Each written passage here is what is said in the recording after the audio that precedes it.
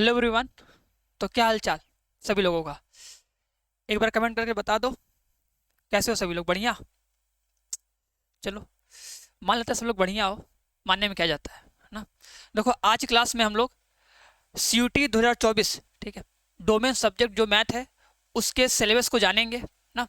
उसमें क्या क्या पढ़ना है, ठीक है, और कैसे पढ़ना है वो सब चीज़ों को समझेंगे।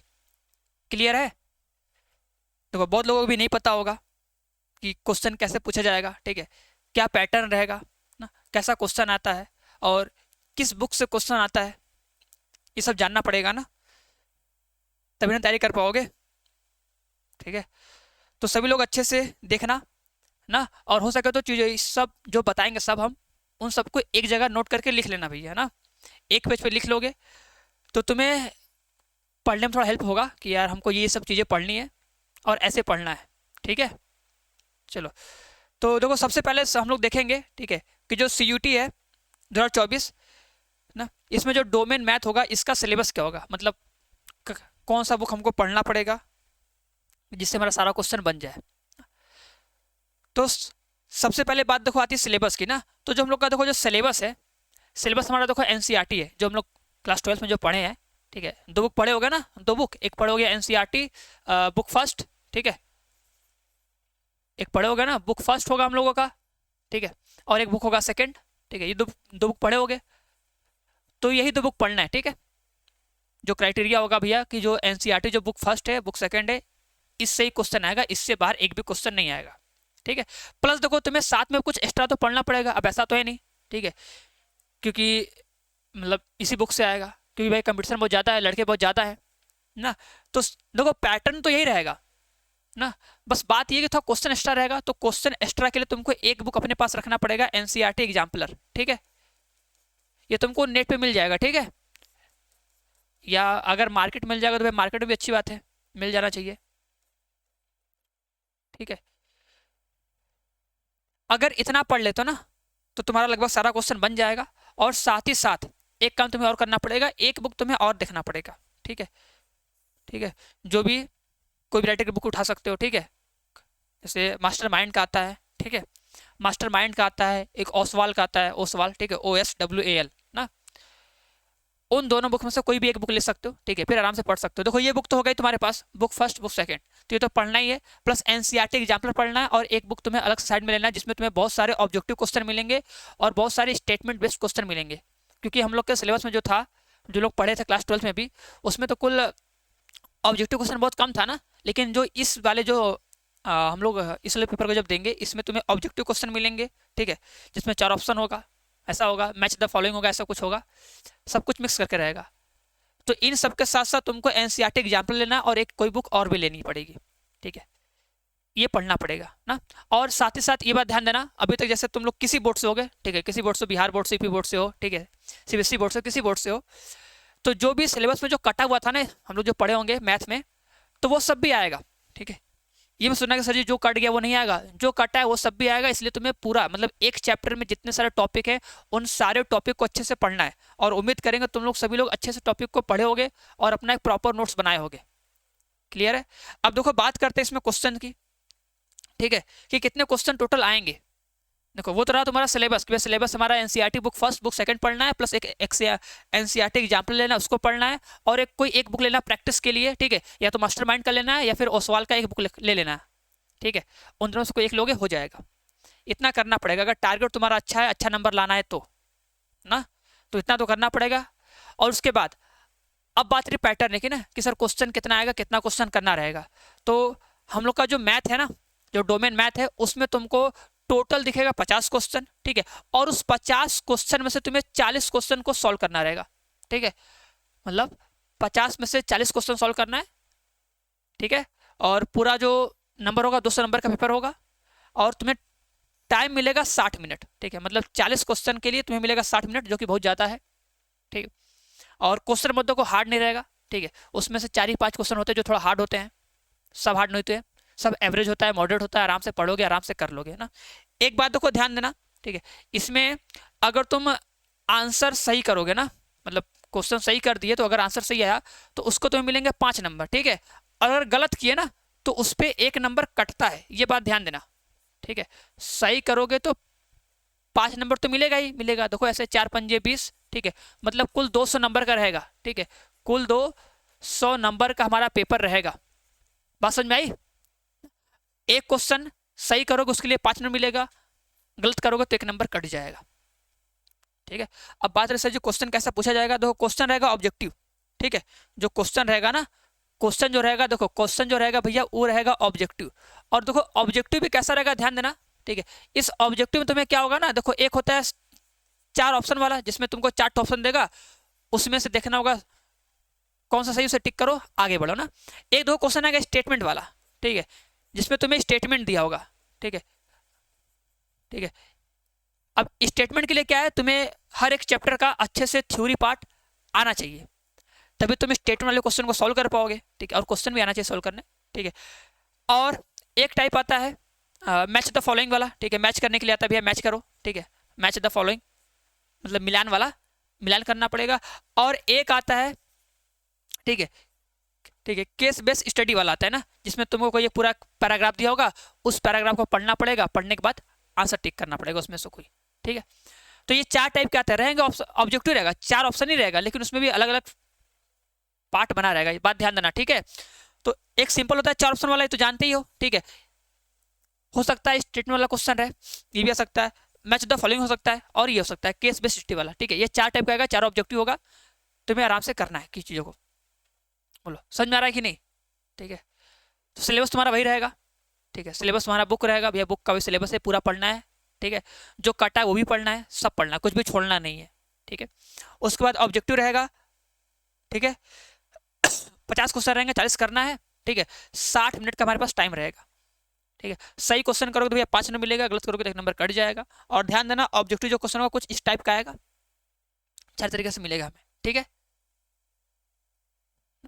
और इसमें देखो मोस्ट इंपॉर्टेंट बात जो बता रहे हैं इसको भूलना मत। ठीक है, देखो जो तुम्हें 50 क्वेश्चन मिलेंगे ना, 50 में से, इस 50 में से जो तुम्हें 40 क्वेश्चन करने होंगे, अब ये 40 क्वेश्चन जो करना है वो कैसे करना है, इस बात को समझना इंपॉर्टेंट है ना। देखो अगर हम लोग मैथमेटिक्स पढ़ेंगे भैया, ठीक है, बीएससी के लिए पढ़ोगे, बीटेक के लिए पढ़ोगे, ठीक है, तो जब तुम उसमें फॉर्म भरोगे ना, तो उसमें आएगा प्योर मैथमेटिक्स या कोर मैथमेटिक्स। ठीक है, तो उसमें क्या होगा ना, जब तुम पेपर को अटेम्प्ट करोगे तो उसमें तुम्हें दिखेगा एक सेक्शन ए। ठीक है, एक दिखेगा सेक्शन ए। ठीक है, सेक्शन ए दिखेगा। सेक्शन जो ए होगा ना, इसमें 15 क्वेश्चन होगा, ध्यान देना, जो सेक्शन ए होगा इसमें 15 क्वेश्चन होगा, और ये 15 क्वेश्चन तुम्हें करना कंपलसरी है, इसमें तुम छोड़ नहीं सकते। जैसे अभी दिमाग में आया ना कि 50 क्वेश्चन है, 50 में से 40 करना है, मतलब 10 छोड़ना है, तो 10 छोड़ना है, तो कौन सा 10 छोड़ना है ये बात ध्यान दो। ठीक है, तो जब तुम पेपर करोगे ना, उस पेपर में तुम्हारे पास जब वो ओपन करोगे उसमें 2 सेक्शन आएगा, एक आएगा सेक्शन ए, सेक्शन बी। ठीक है, तो जो सेक्शन ए होगा, सेक्शन ए जो होता है ना, वो कॉमर्स वालों के लिए भी होता है और हमारे मैथमेटिक्स जो बीएससी वाले होते हैं उनके लिए भी होता है, दोनों के लिए होता है ना। तो ये 1 से लेके 15 तक, स्टार्टिंग से 1 से लेके 15 तक जो क्वेश्चन होगा ना, इसमें से तुम अगर कोई एक क्वेश्चन छोड़े तो उसके बदले में तुम कोई दूसरा क्वेश्चन नहीं कर सकते हो। तो 1 से लेके 15 तक में तुम्हें सारे क्वेश्चन करने हैं, अगर एक क्वेश्चन छोड़े मतलब तुम्हारा एक क्वेश्चन पूरा का पूरा चला गया। ठीक है, इसके बाद एक आता है सेक्शन B1। ठीक है, एक तुमको मिलेगा B1, एक मिलेगा B2। ठीक है, तो B2 होता है कॉमर्स के लिए। ठीक है, और जो तुम्हारा B1 होगा ये हम लोग का मैथ होगा, ये तुम्हें अटेंड करना है B1। ठीक है, इस B1 में क्या करना है, टोटल 35 क्वेश्चन में से तुम्हें 25 क्वेश्चन करने हैं। तो इसमें तुम क्या कर सकते हो कि जो तुमको 35 क्वेश्चन दिखेंगे ना, उसमें से अगर तुम कोई एक क्वेश्चन छोड़े तो उसके बदले तुम दूसरा क्वेश्चन कर सकते हो। मैक्सिमम तुमको 25 क्वेश्चन अटेम्प्ट करने हैं, उससे अधिक नहीं करने हैं। ठीक है, अगर उससे अधिक आ रहा है ना, तो उससे अधिक मत करना कि ज्यादा करेंगे ज्यादा नंबर मिलेगा। ठीक है, ऐसा कुछ नहीं है। ठीक है, कि ज्यादा करने से ज्यादा नंबर आ जाएगा। तुमको 25 क्वेश्चन करना है, ले देके अगर कोई क्वेश्चन छोड़ो तो उसके बदले में दूसरा क्वेश्चन करने का कोशिश कर सकते हो ना। लेकिन 1 से लेके 15 तक में तुम कोई क्वेश्चन छोड़ोगे तो मतलब वो छूट गया। ठीक है, तो जो 10 क्वेश्चन छोड़ने की बात आएगी वो तुम इसमें देखोगे, सेक्शन B1 में ना। सेक्शन ए का सारा 15 क्वेश्चन करना है, और जो सेक्शन B1 होगा, B1 B2 में B1 है। ठीक है, B1 है बीएससी के लिए, बीटेक के लिए, ठीक है, मैथमेटिक्स के लिए ये है। और तुम्हें क्या करना है, इसमें 35 क्वेश्चन में तुमको 25 क्वेश्चन सोल्व करना है। ठीक है, बात समझ में आएगी नहीं? तो इस बात का ध्यान देना। ठीक है, क्योंकि तुम लोग पूरा देखते हो नहीं, दिमाग में रहता है कि 40-50 क्वेश्चन है, 50 में 40 करना है, 10 छोड़ना है, ठीक है, लेकिन कौन सा 10 छोड़ना है उस चीज को ध्यान में रखना है, ठीक है। अब देखो ये रहते हो सिलेबस की बात हो गई कि सर ये आएगा, ये पैटर्न रहेगा ना, ठीक है। देखो दिमाग में छपा होना चाहिए, ठीक है, कि जो एनसीईआरटी बुक फर्स्ट है, बुक सेकंड है, वही रहेगा, ठीक है। प्लस हम लोग एनसीईआरटी एग्जाम्पलर लगा लेंगे और एक प्रैक्टिस करने के लिए हम लोग क्या कर लेंगे, ठीक है, एक कोई बुक मास्टरमाइंड का आराम से खरीद लेंगे या ओसवाल कोई बुक ले लेंगे प्रैक्टिस के लिए, उससे आराम से प्रैक्टिस करेंगे, ठीक है। और क्वेश्चन कितना आएगा, तो 50 क्वेश्चन आएगा, 40 करना होगा, 60 मिनट का टाइम होगा, 200 नंबर का पेपर हो जाएगा आराम से, क्लियर है। और जो पेपर होगा दो सेक्शन होगा, section A section B, B1 B2। तो सेक्शन ए का 15 क्वेश्चन पूरा करना है और जो B1 B2 होगा उसमें से B1 हमारे लोग हम लोगों को करना है, हमारे लिए है। उस B1 में 35 में से 25 क्वेश्चन करना है। ये रहा पूरा मोटा मोटी हमारा सिलेबस का पैटर्न कि ये सिलेबस आएगा, यहाँ से यहाँ तक आएगा ना। अब बात आएगी सर कैसे पढ़ना है ना।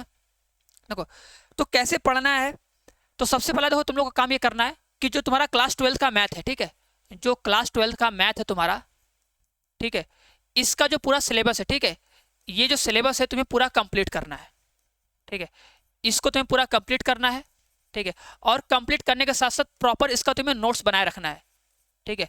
और उम्मीद करेंगे तुम लोग नोट्स बनाए होगे ना, पूरा नोट्स बनाना है और उसके बाद फिर से रिवीजन करना है एक बार।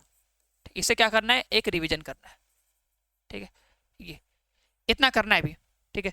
पहला हमारा टारगेट ये है कि जो क्लास 12 का जो तुम लोग मैथ पढ़े होगे उसका नोट्स बनाए होगे, ठीक है, अगर नहीं बनाए तो बना लो अच्छे से, ठीक है, नोट्स बनाना है। एंड उसके बाद ठीक है उसी को रिवाइज करना है बढ़िया तरीके से, एक बार रिवीजन करना है ना, ठीक है। और देखो इसमें देखो जो मोस्ट इंपॉर्टेंट चीज है ना क्या है, देखो हमको नोट्स तो चाहिए चाहिए अपना, ठीक है, नोट्स चाहिए। तुम लोगों को एक कॉपी बनाना है फॉर्मूले का, ठीक है, अगर बनाए तो अच्छी बात है, नहीं बनाए तो फिर से तुमको बनाना है, ठीक है। जो फॉर्मूला होगा ना उस फॉर्मूले का पूरा कॉपी बनाना है और इस फॉर्मूले में, ठीक है, मतलब फॉर्मूले के साथ साथ तुम्हें कुछ इंपॉर्टेंट जो इसका थ्योरी होगा हर चैप्टर का वो भी तुमको लिखना है, ठीक है, ये काम करना है, ठीक है। और एक बनाना है, ठीक है, शॉर्ट नोट्स, ठीक है। शॉर्ट नोट्स का मतलब क्या, मतलब हर एक चैप्टर के इंपॉर्टेंट पॉइंट को हम लोग शॉर्ट में लिखेंगे, मतलब 2 से 3 पेज में, ठीक है। क्योंकि अगर तुम हर एक चैप्टर का शॉर्ट नोट्स बनाओगे तो जब भी तुम रिवाइज करोगे ना, देखो अगर तुम नोट्स बनाए तो उसमें तुम पूरा सोल्यूशन करोगे, तो पूरा सोल्यूशन हमें बार बार नहीं देखना है ना, हमें क्या करना है जो अपना हम शॉर्ट नोट्स बनाए होंगे उससे देखेंगे ना। देखो जब CUT के बारे में जब पूरा हम लोग पढ़ेंगे, सिलेबस पढ़ा जाएगा ना, तो तुम्हें ये काम तो करना पड़ेगा, क्लास नोट्स तो तुम्हें लिखना ही पड़ेगा, लिखना पड़ेगा पूरा का पूरा। उसके बाद तुम्हें एक फॉर्मूले का कॉपी अलग से लाना पड़ेगा, उसमें तुम्हें लिखना पड़ेगा पूरा का पूरा फॉर्मूला, ठीक है। अब देखो इसी फॉर्मूले में, ठीक है, इसी फॉर्मूले में तुम्हें हम शॉर्ट ट्रिक बताएंगे, ठीक है, उस शॉर्ट ट्रिक को भी तुम्हें इसी में लिखना है, ठीक है। हर एक चैप्टर का जो शॉर्ट ट्रिक बताएंगे किसी क्वेश्चन को सॉल्व करने का कि यार ऐसे क्वेश्चन में हम ये शॉर्ट ट्रिक लगा सकते हैं, तो उस ट्रिक को भी तुमको वहां पे लिख लेना है, ठीक है, क्योंकि बहुत काम आएगा। इस बार में देखो बहुत काम आया था ट्रिक, और अगली बार भी काम आएगा, क्योंकि देखो एग्जाम में ऐसा क्वेश्चन पूछेगा जो सिंपल सा कॉन्सेप्ट पर बेस हो या ट्रिक पर बेस हो, क्योंकि पूरा सॉल्यूशन नहीं आएगा कि 2 पेज का 3 पेज का सॉल्यूशन करो तब जाके आंसर आएगा, वैसा क्वेश्चन ऑब्जेक्टिव पूछेगा नहीं। और अगर पूछ दे तो हम करेंगे थोड़ी, हमारे पास उतना टाइम नहीं है कि हम उतना क्वेश्चन करने जाएंगे। ऐसा क्वेश्चन पूछेगा जो 4 से 5 लाइन में हो जाएगा और उसके लिए या तो ट्रिक लगेगा या तो फिर सिंपल सा कॉन्सेप्ट, ठीक है। तो तुम्हें 3 काम करना पड़ेगा, ये तो किए हो गए, ये 2 काम तुम्हें एक्स्ट्रा करना पड़ेगा, फॉर्मूले का बनाना पड़ेगा कॉपी, ठीक है, उसमें शॉर्ट ट्रिक लिखना पड़ेगा जो हम बताएंगे वो चीज, और उसके बाद शॉर्ट नोट्स बनाना पड़ेगा खुद से। क्लियर है, बात समझेंगे नहीं, इतना तुम्हें पूरा पहले कंप्लीट करना है, ठीक है। अब देखो इसके बाद क्या करना है, जब तुम्हारा पूरा सिलेबस कंप्लीट हो जाए, ठीक है, कंप्लीट होने के बाद कैसे रिवीजन करोगे ना, देखो रिवीजन करने का सबसे बेस्ट तरीका है, पहले सबसे बेस्ट तरीका है कि तुम लगाओ मॉक टेस्ट, ठीक है। ये मॉक टेस्ट, ठीक है, तुम्हें अल्फा इंस्टीट्यूट प्रो ऐप पर मिलेगा, ठीक है। मॉक टेस्ट लगाना पड़ेगा, क्योंकि मॉक टेस्ट देखो होता क्या है ना, मॉक टेस्ट में तुम्हें हर एक चैप्टर का क्वेश्चन पूरा एक साथ मिक्स करके दिया जाता है। जब तुम उसको लगाओगे, ठीक है, तो देखोगे तुम्हें किस टाइप के क्वेश्चन करने आ रहे हैं और किस टाइप क्वेश्चन करने नहीं आएंगे, और जहां पे तुम्हारा मिस्टेक होगा, ठीक है भैया, जहां तुम मिस्टेक कर रहे हो, ठीक है, जहां तुम्हारा वीक पॉइंट है भैया कि हमको इस चैप्टर क्वेश्चन नहीं आ रहा है सर, तो उस चैप्टर को अच्छे से पढ़ोगे, ठीक है, ठीक है। जब तुम क्वेश्चन लगाओगे, 50 क्वेश्चन करोगे, 40 क्वेश्चन लगाओगे, उसमें से जो तुम्हारा क्वेश्चन नहीं बन पाएगा तुमको पता रहेगा ना कि यार ये क्वेश्चन हम छोड़े थे, ये क्वेश्चन में नहीं आ रहा है, उसको देखोगे, उसको पढ़ोगे, उसके बाद जो तुम्हारा मिस्टेक होगा ना उसको करेक्शन करो भैया, उसको करेक्ट करो।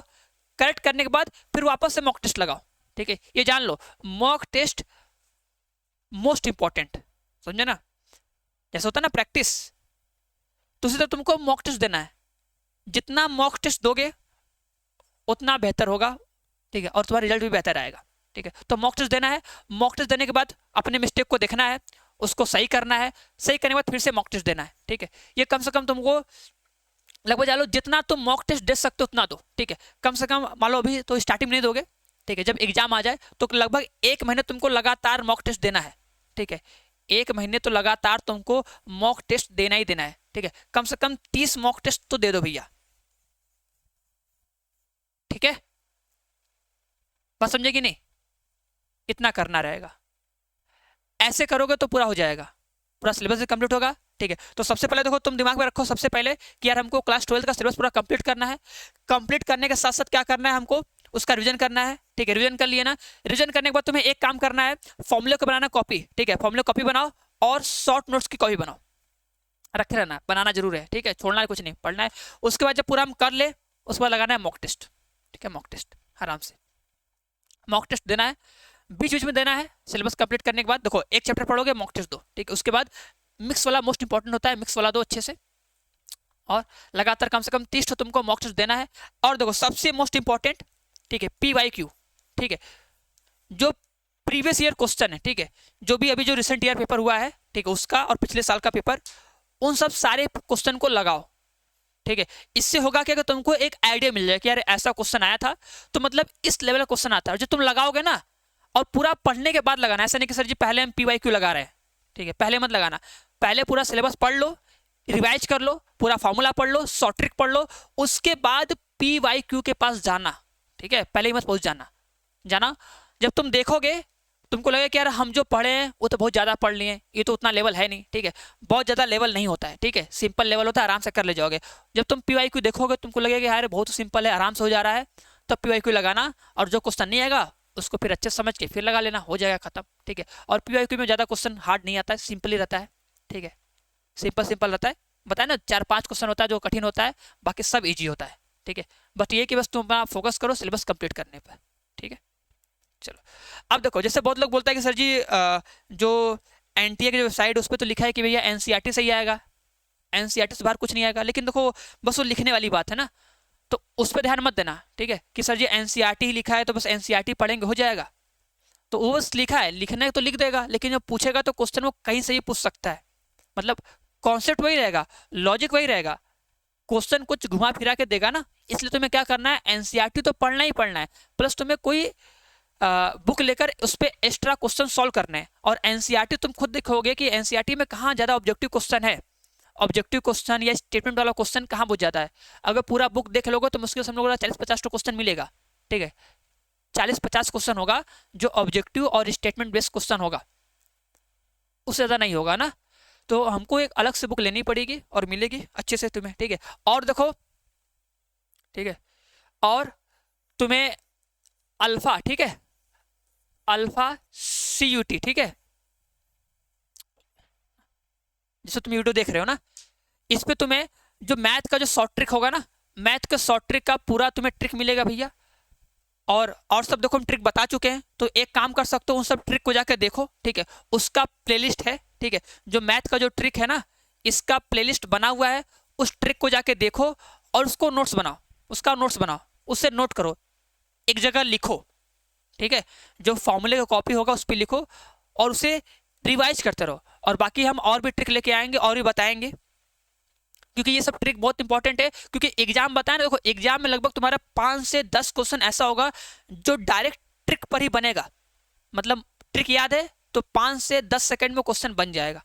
तो एक काम सभी लोग करना, इस वीडियो को देखने के बाद जो भी ट्रिक वाला वीडियो है ना, ठीक है, प्लेलिस्ट में जाओगे, मैथ का शॉर्ट ट्रिक होगा, उसमें देखोगे जितने सारे वीडियो होंगे, सारे वीडियो को देखना, उसका नोट्स बनाना और उसे एक बार रिवीजन करना, ठीक है, क्लियर है। चलो, और अगर इतना कर लोगे तो देखो तुम्हारा एग्जाम बहुत बेहतरीन जाएगा, ठीक है, और तुम जितना चाहते हो उतना नंबर भी आएगा, और जिस कॉलेज चाहते हो उस कॉलेज में तुम्हारा एडमिशन भी होगा, ठीक है। बशर्ते यही है कि तुमको थोड़ा पढ़ना पड़ेगा, ठीक है, क्लास 12 में जितना पढ़े थे उससे ज़्यादा पढ़ना पड़ेगा ना, क्योंकि इसमें हर एक बोर्ड के लड़के एक साथ आएंगे, ठीक है, वैसा नहीं था, ठीक है, कि वो एक ही बोर्ड है, सारे बोर्ड के लड़के आएंगे, पूरे ऑल ओवर इंडिया से आएंगे ना, तो तुम्हें एक्स्ट्रा मेहनत करना पड़ेगा। इसके लिए तुम्हें एक्स्ट्रा कॉपी बनाना पड़ेगा, समझ रहे हो कि नहीं, एक्स्ट्रा कॉपी बनाओ और प्लस रिवीजन, ठीक है। जो हम बोले ना कि सिलेबस कंप्लीट कर चुके हो, तो सिलेबस को कंप्लीट करने के बाद पहले एक बार रिवाइज करो, ठीक है, रिवाइज करने के बाद फिर अपना दो, ठीक है, और फिर तुम्हें क्या देना है, मॉक टेस्ट देना है। ये सब देखो तुमको अल्फा CUT पर सब कुछ मिलेगा, और अल्फा इंस्टीट्यूट प्रो ऐप को डाउनलोड कर लेना, ठीक है। बाकी जो भी आगे आएगा नोटिफिकेशन सब बताया जाएगा कि कैसे क्या करना है। अभी फिलहाल ये ध्यान दो कि हमको पूरा सिलेबस कंप्लीट करना है, ठीक है, ठीक है। चलो तो बस इतना ही, और बाकी सब जो हम बोले हैं वो सब जरूर करना। मिलते हैं नेक्स्ट लेक्चर में, क्लियर है। अगर कोई भी डाउट है तो कमेंट बॉक्स में कमेंट कर सकते हो, पूछ लेना, ठीक है। अगर तुम्हें कुछ भी लग रहा है सर कुछ पूछना है, ठीक है, इस मैथ सेक्शन से अगर तुम्हें कुछ ही पूछना है तो कमेंट बॉक्स में कमेंट करके पूछ लेना, नेक्स्ट लेक्चर में हम बता देंगे, ठीक है। पूछना जरूर अगर कुछ समझ में ना आए तो, ठीक है। और जितना हम बताएं इन सबको एक जगह नोट करना, लिखना, और सोचना कि हमको बस इतना ही पढ़ना है, और ऐसे पढ़ेंगे तभी हमारा नंबर अच्छा आएगा, ठीक है। और टारगेट होना चाहिए कि 200 में से कम 170-180 नंबर आए, ठीक है। 170-180 नंबर आ जाएगा तो फिर मजा आ जाएगा, क्या समझे ना। चलो तो जैसा रहेगा बताना कमेंट करके। मिलते हैं नेक्स्ट लेक्चर में, तब तक सबको बाय बाय। और शॉर्ट ट्रिक का वीडियो जरूर देखना, ठीक है, उसे भूलना मत, ट्रिक वाला वीडियो जरूर देखना, उसे भूलना मत, ठीक है। क्या कर जा रहे हैं, बार बार कह रहे हैं, भूलना मत, उसे देख लेना, देख के नोट कर लेना, क्लियर है।